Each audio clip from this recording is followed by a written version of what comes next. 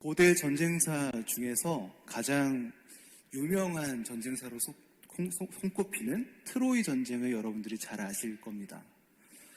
2004년에 브래드 피트가 주연한 영화 트로이로도 잘 알려져 있는 전쟁이지요. 트로이 전쟁은 BC 13세기 그리스군과 트로이군의 전쟁, 그리고 아킬레스 장군과 헥토르 장군의 전투로도 매우 유명합니다. 하지만 이 전쟁에서 가장 유명한 일화는 아마도 트로이의 목마일 것입니다.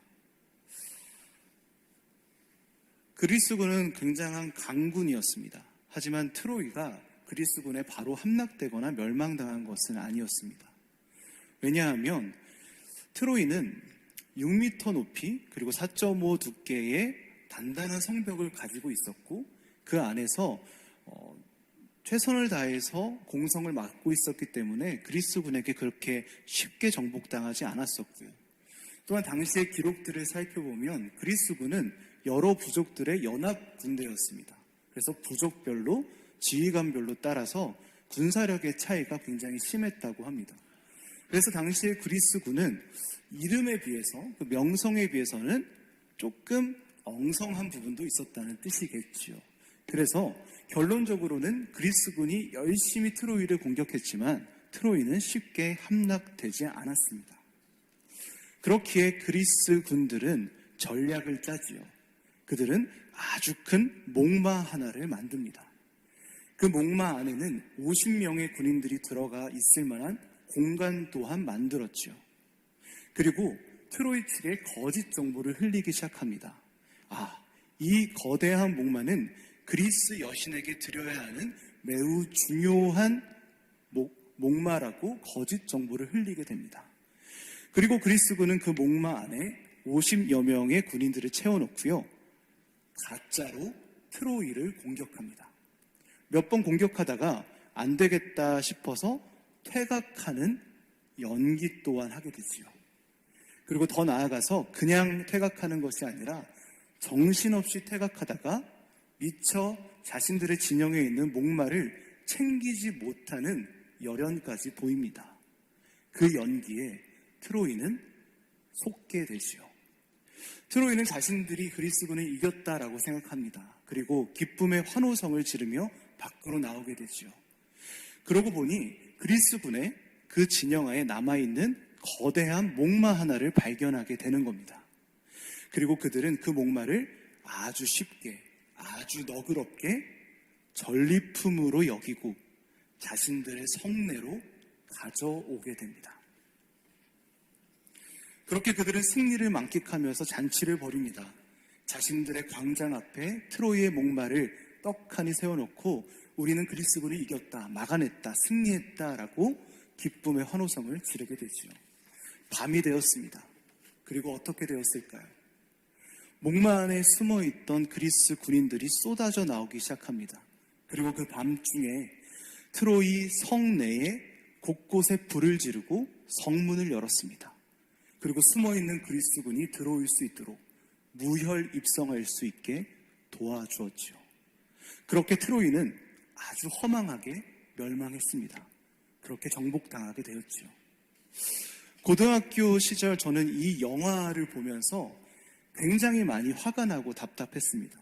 왜냐하면 저는 공격을 당하고 있던 트로이 측의 입장에서 영화를 보고 있었기 때문이었습니다. 트로이의 군인들이 그리스군 진영에 있던 목마를 가지고 성내로 들어왔을 때 제 마음이 얼마나 답답했던지 정말 고등학교 시절 때 느꼈던 답답함이 아직까지 기억이 납니다. 만약 그 트로이 군인들이 너그럽게 그것들을 성 안에 들여오지만 않았다고 한다면, 한 번이라도 그 목마를 의심하고 멀리하고 용납하지 않았다면 트로이가 이렇게 허망하게 정복되지는 않았을 텐데 라는 생각을 하곤 했었습니다. 오늘 우리가 읽은 본문에 등장하는 두아디라 도시는 요한의 편지를 받은 네 번째 도시입니다. 에베소, 서머나, 버가노에 이어서 나오는 네 번째 도시이지요. 앞서 나왔던 도시들에 비해서는 다소 크기와 규모가 작고 소규모의 도시였습니다. 하지만 크기에 비해서 두아디라 도시는 굉장히 유명한 도시였습니다. 왜냐하면 활발한 무역 활동을 통해서 상업이 발달한 도시였기 때문이었습니다. 당시의 기록들을 살펴보면 두아디라 도시 안에는 여러 가지의 직업들이 존재했는데 제빵업자도 있었고요, 청동 기술자도 있었고, 피복상과 구두 수성공, 직조공과 염색업자, 도예고 등등이 있었다라고 합니다. 더 나아가 이런 직업군에 따라서 조합도 형성될 정도였다고 하니 지금 그 시기에 조합이 형성될 정도면 상업이 굉장히 많이 발달했다고 우리가 어렵지 않게 짐작할 수 있죠. 그리고 오늘 우리가 읽었던 본문에서도 두아디라 도시의 활발한 무역, 상업을 나타내는 표현을 찾아볼 수 있습니다. 2장 19절 전반부의 구절을 다시 한번 읽어볼 텐데요. 2장 19절 전반부입니다. 화면을 보시면서 한번 읽어보도록 하겠습니다. 시작.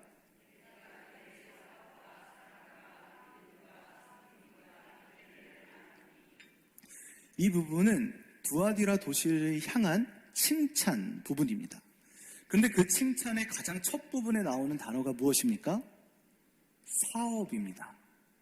그들의 상업, 그들의 활발한 무역을 의미하지요. 관무섬에 갇혀있던 요한도 알 정도로 두아디라 도시의 상업이 얼마나 발달했는지 우리가 알 수 있습니다. 하지만 두아디라가 진짜 칭찬받아야 할 부분은 상업뿐만이 아니었습니다. 아까 읽었던 부분을 다시 한번 보시면 사랑과 믿음과 섬김과 인내를 칭찬받고 있습니다. 두아디라 교회에는 이런 기독교의 정수, 아름다운 미덕들이 이미 자리하고 있었습니다. 우리가 잘 알고 있는 사도 바울은 자신의 서신서 중에 이런 사랑과 믿음과 소망에 대해서 굉장히 많이 설명했습니다. 왜일까요? 이러한 것들이 신앙의 정수이기 때문이었죠. 이런 신앙의 정수가 두아디라 교회에는 이미 고스란히 아주 많이 자리하고 있다는 것을 살펴볼 수 있죠. 더 중요한 칭찬은 무엇이냐? 우리가 읽었던 구절의 마지막 부분을 보시면 이렇게 말하고 있습니다. 내 나중 행위가 처음 것보다 많도다. 이 마지막 칭찬 부분인데요. 이게 어떠한 의미일까요? 내 나중 행위가 처음 것보다 많다. 이 말은 바로 두아디라 교회의 모습들이 처음 예수님을 만나서 믿게 되었을 때보다 점점 더 성숙하고 많아지고 성장했다는 뜻을 가지고 있습니다. 즉, 이 두아디라 교회 사람들이 그들의 신앙이 점점 성장했다는 뜻이에요. 저는 기독교 교육을 전공했습니다. 기독교 교육과에 들어가서 첫 번째 수업은 기독교 교육학개론이었습니다. 그 첫 번째 수업, 첫 번째 교수님이 수업에 들어와서 우리에게 던지신 첫 번째 질문이 저는 아직도 기억이 납니다. 이렇게 질문하셨어요. 여러분, 신앙은 한 번의 회심으로 얻어집니까? 지속적인 신앙 교육으로 얻어집니까?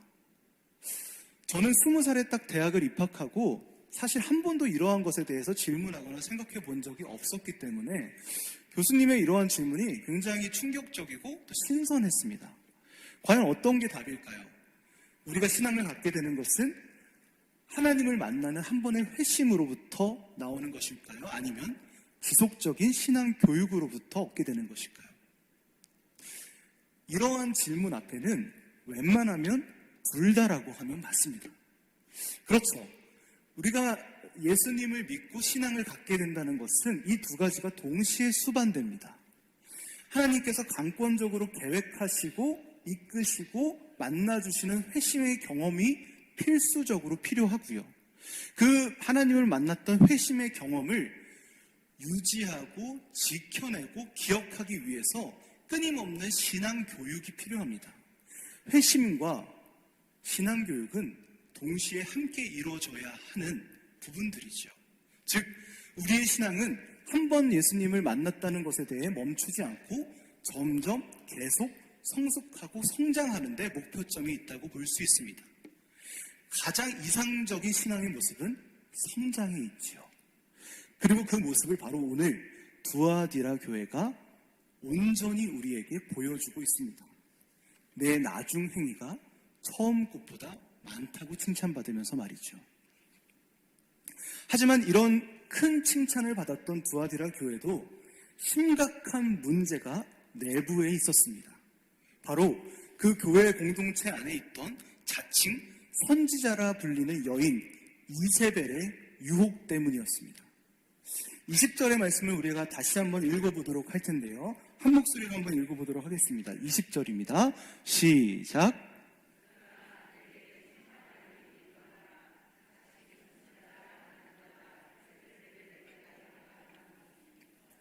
내 종들을 가르쳐 깨어 행음하게 하고 우상의 재물을 먹게 하는도다. 아까 말씀드렸지만 두아디라 교회에 있는 문제는 이 내부에 있는 이세벨의 유혹이라고 말씀드렸습니다. 근데 이 유혹은요, 우리가 생각하는 것보다 훨씬 더 심각하고 무거운 유혹이었습니다. 그것을 우리에게 보여주는 단어 하나를 살펴볼 수 있는데 20절의 후반부를 보시면 이러한 표현이 나오지요. 내 종들을 가르쳐 깨어 행음하게 하고, 행음이라는 단어가 나옵니다. 이 행음이 어떠한 뜻일까? 우리 한번 살펴볼 필요가 있을 것 같은데, 이 행음은 성경에 종종 사용이 되었습니다. 근데 이 사용되었던 용법, 용례를 살펴보면 배교라는 의미로 사용이 되었습니다. 여러분, 배교가 무엇인가요? 배신입니다. 배교는 내가 믿고 있는 것을 떠나는 것을 의미하는 것이죠.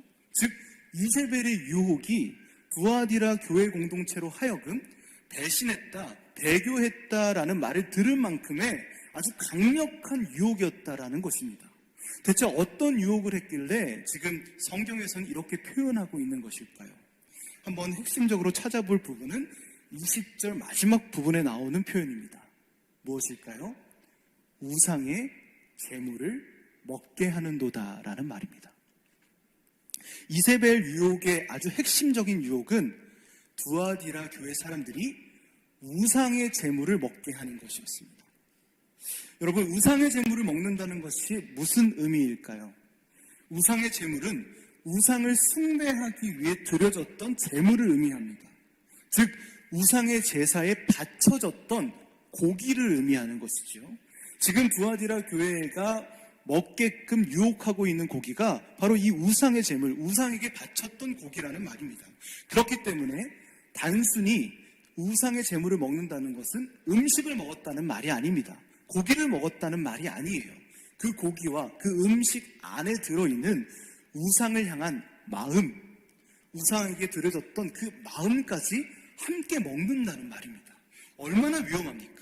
이것은 기독교 공동체에 있어서 매우 심각한 문제를 초래합니다.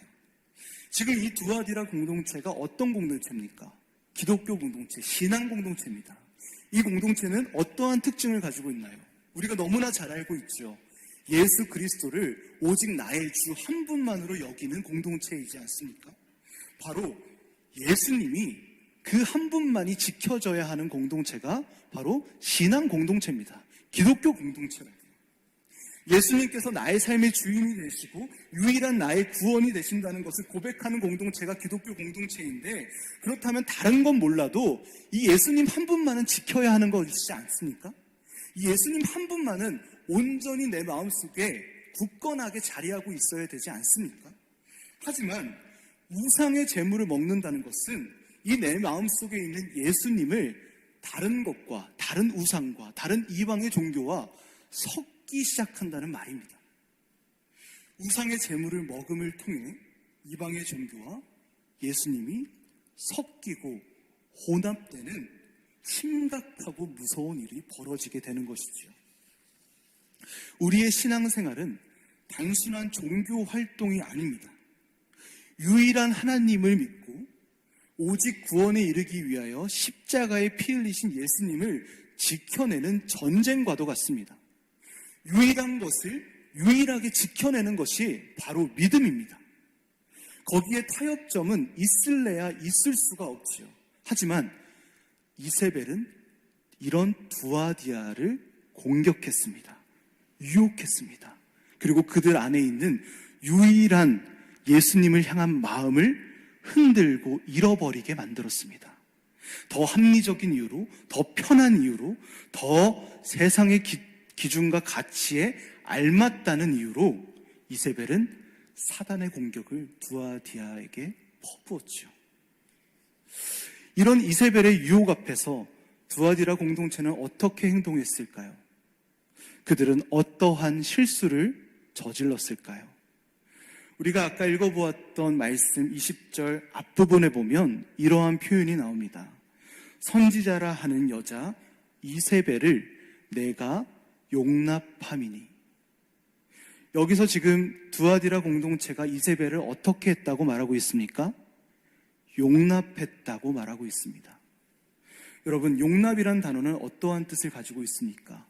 너그러운 마음으로 남의 말이나 행동을 받아들이다라는 뜻을 가지고 있습니다. 여러분, 이 뜻을 보면 너무나 좋은 단어이지 않습니까? 너무나 고급진 단어이지요.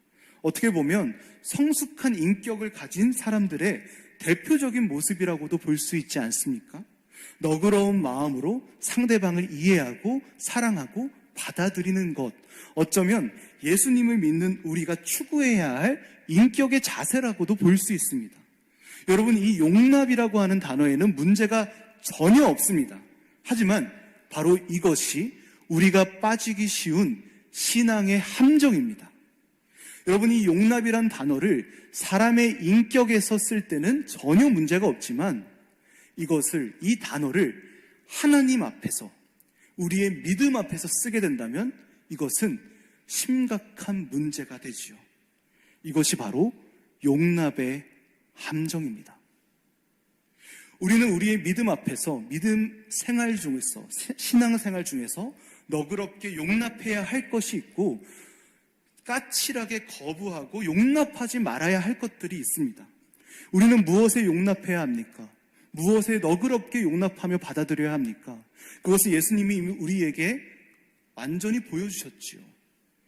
원수들, 죄인들, 헐벗고 굶주린 자들, 나그네들, 섬김과 도움이 필요한 자들, 그곳에 우리의 용납과 너그러움이 필요합니다. 그것은 당연한 일이지요. 우리가 추구해야 할 일입니다. 하지만 우리는 유일하신 하나님 앞에서는, 그리스도의 십자가 앞에서는 그 무엇도 용납해서는 안 됩니다. 너그러워서도 안 됩니다. 오직 유일하신 구원자 예수 그리스도만이 우리 신앙 중심에 오직 그 한 분만이 서 계셔야 합니다. 우리가 그렇지 않고 다른 것들을 섞고 다른 것들을 용납하기 시작하면 이세벨을 받아들인, 이세벨을 용납한 두아디라의 교회와 별반 다를 것이 없지 않겠습니까? 그들은 자신들의 믿음 앞에서는 까칠하게 나갔어야 했습니다. 하지만 그들은 너그럽게 이세벨을 용납했고 예수님과 세상을 섞었으며 우상을 함께 섬겼습니다. 그들은 용납의 함정에 빠졌습니다. 사실 이 두아디라 교회의 모습은 우리의 모습이지도 우리의 모습과 동일하기도 합니다. 우리에게도 우리만의 이세벨이 존재하지 않습니까? 우리의 삶의 자리에서 하나님을 찾지 못하도록 우리를 방해하는 것들이 얼마나 많습니까? 우리의 예배의 자리에서 우리의 예배를 저버리도록 유혹하는 것들이 우리의 인생 앞에서 얼마나 많습니까? 그 유혹 앞에서, 그 이세벨 앞에서 우리 사랑하는 광석교회 성도들은 어떻게 행동하고 계십니까? 그것을 용납하고 계십니까? 아니면 까칠하게 거부하고 계십니까? 제가 군대에서 함께 신앙생활을 했던 동기 친구가 한 명 있습니다. 사실 군대에서 교회를 가는 것은 쉬운 일은 아니었습니다. 교회를 가기 위해선 휴일에 군복으로 갈아입고 영내를 벗어나 교회를 가야 하기 때문에 사실 굉장히 귀찮은 일이기도 했습니다. 그래서 함께 군 생활을 했던 많은 사람들이 군대에서 교회를 잘 안 갔습니다. 신앙생활을 해왔음에도 불구하고 말이죠. 군대에서는 1인 1종교를 권장하긴 하지만 의무사항이 아니었고 더군다나 저는 이등병 시절에 눈치가 많이 보여서 교회 가는 것이 참 어렵고 힘이 들었습니다. 그랬던 저에게 힘이 되던 친구가 한 명 있습니다. 그 친구도 똑같이 모태신앙이었고요. 어릴 적부터 교회를 다녔고 청소년기 대학교를 굉장히 열심히 신앙생활했던 친구였습니다. 그 친구가 동기로 저와 있었고 그 친구와 함께 저는 신앙을 흔들리지 않고 지켜낼 수 있었습니다. 교회 열심히 나갔고요. 하지만 시간이 지났고 저와 그 친구가 병장이 되었을 때, 그리고 몸과 마음이 그래서 편해졌을 때 그 친구가 저에게 와서 이런 말을 대뜸하는 겁니다. 뭐거나 나는 이제 격주로 교회를 가야겠어 라는 말이었습니다. 제가 막상 듣고 나니까 조금 황당해서 되물었습니다. 무슨 말이냐라고 되물었죠. 근데 그 친구가 이렇게 말을 하더라고요. 이제 우리가 저녁이 3달 남았는데 저녁 준비를 좀 해야겠다고. 그래서 나는 전역하고 돌아가자마자 복학도 해야 되고 취업 준비를 해야 하니까 주일에는 영어 공부를 좀 해야겠다는 겁니다. 그래도 눈치가 보이는지 교회는 가긴 가야 하니까 격주로 가겠다고 저에게 말하는 것이었죠. 그리고 그 친구는 자신이 열심히 미래를 위해서 준비하는 것도 하나님이 기뻐하시고 즐거워하시는 일이니까 아마 이것도 이해하실 거라고 덧붙이기도 했습니다. 여러분, 저의 군대 동기가 선택한 결정이 하나님이 정말 즐거워하시고 기뻐하시는 일이었을까요? 우리는 모두 이 질문에 대한 답을 알고 있습니다. 그 친구는 하나님 앞에서, 적어도 하나님 앞에서 자신의 생각과 세상의 기준을 용납한 친구였습니다. 그렇다면 여러분들은 지금 어떻게 행동하고 계십니까? 우리의 신앙생활 가운데 다가오는 수많은 이세벨의 유혹 앞에서 우리는 어떻게 행동하고 있습니까? 그 유혹을 너그럽게 용납하고 계십니까? 아니면 까칠하게 거부하고 계십니까? 우리는 일제 신사참배에 항거하다가 옥중에서 순교하신 주기철 목사님을 기억합니다. 구속과 고문에 지속된 탄압 가운데 결국 평양에서 열린 27회 장로회 총회에서 신사참배를 공식 결의하게 됩니다. 하지만 어찌 비난만 할 수 있겠습니까? 목숨이 걸린 일이었는데요. 당연히 무섭고 두려웠을 것입니다.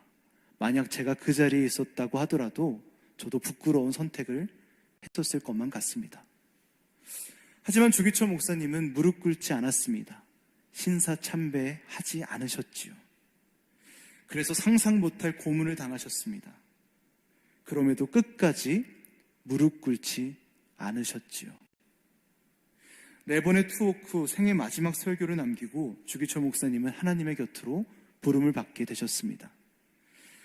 그 설교의 일부분을 함께 나눠보고자 합니다. 우리 주님 날 위해 십자가 고초 당하시고 십자가 지고 돌아가셨는데 나 어찌 죽음이 무섭다고 주님을 모른 채 하리이까. 오직 일사각오가 있을 뿐입니다. 소나무는 죽기 전에 찍어야 시퍼렇고 백합화는 시들기 전에 떨어져야 향기롭습니다. 이 몸도 시들기 전에 주님 제단에 드려지기를 바랄 뿐입니다. 이것이 주기철 목사님의 마지막 설교문이었습니다. 주기철 목사님은 주님 앞에서 그 무엇도 용납하지 않으셨지요. 우리 광석교회는 11월을 예배 회복의 달로 정하고 예배 회복을 부르짖고 기도하고 있습니다. 예배의 회복이 필요하다는 그 말 자체가 마음이 참 아픕니다. 예배를 회복해야만 하는 이 현실이 참 눈물 나고 무겁고 답답하기만 합니다. 하지만 우리는 이 현실을 인정하고 다시 우리 신앙의 자리, 예배의 자리를 되돌아볼 수 있어야 합니다.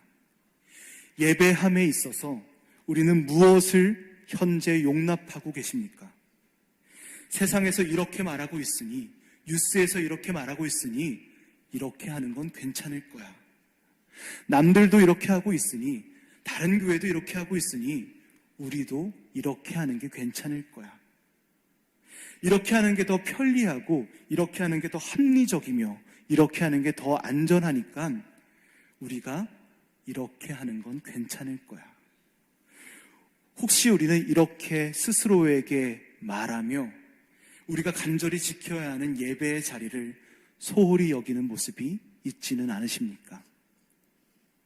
만약 우리의 삶의 모습에, 우리의 신앙의 자리에, 우리의 예배의 자리에 이러한 모습들이 존재한다면 우리 다 함께 용납의 함정에서 빠져나옵시다. 그 함정에 빠지지 마십시오. 이세벨의 유혹에 타협하지 마십시오.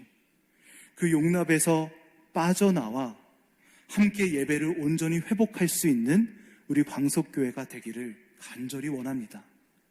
십자가 앞에서는 무엇도 섞지 않고 까칠한 믿음을 가지고 순전한 믿음을 지켜 예배를 오롯이 지켜낼 수 있는 사랑하는 광석교회가 될 수 있기를, 그리하여 예수님께 칭찬받고 사랑받고 그렇게 세워질 수 있는 저와 여러분들이 될 수 있기를 주님의 이름으로 간절히 축원합니다.